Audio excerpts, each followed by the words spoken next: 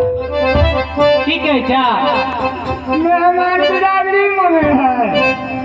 तो हमरा कथी कहे छा ठीके तो कहे छा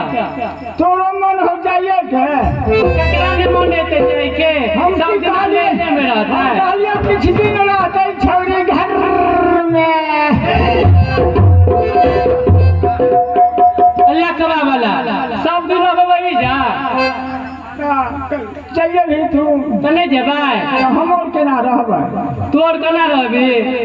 बाबू के नौकरी करी है जया रहते तोरा देखभाल तू करी भैया के तोरो करतू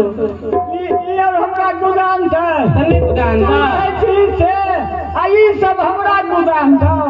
ई और हम कहबै अनहर दऊ और जतऊ न गुदान था नहीं हमरा ख्याल बात गए सनेसला इना कर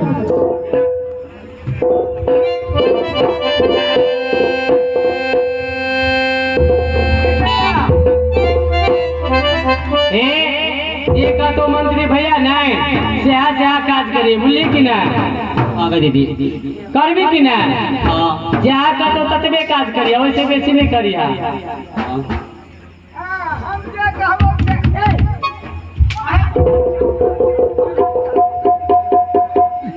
चमकल के जे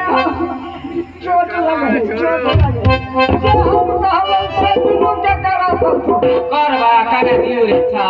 जना जना कहबो जना जना कहबो पड़तो काय काटिया कर लाइक सुने छा तने पन बना के ना बुझला कि ना ला दीदी क्या दिया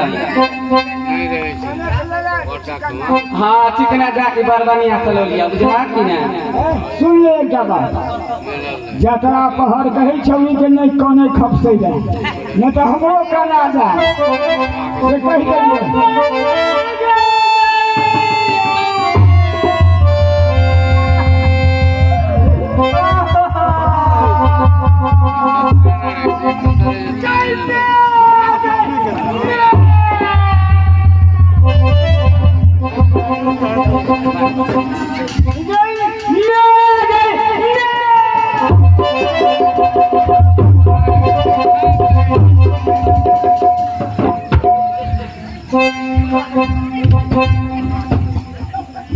बगा पोता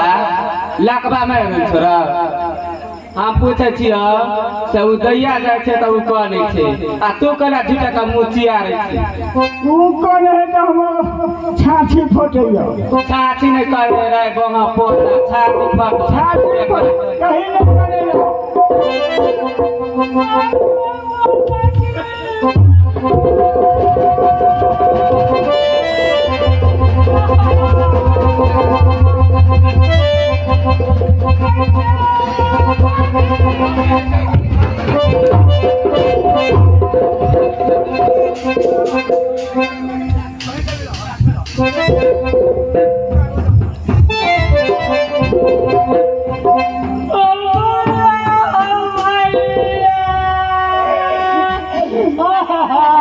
चुप लगे तोरी में आके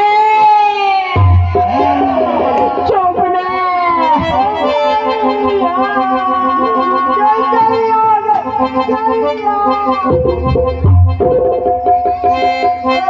चुप ले चुप हम जाने देबो चुप चुप मैं का जनी रात में फाटी को मैं का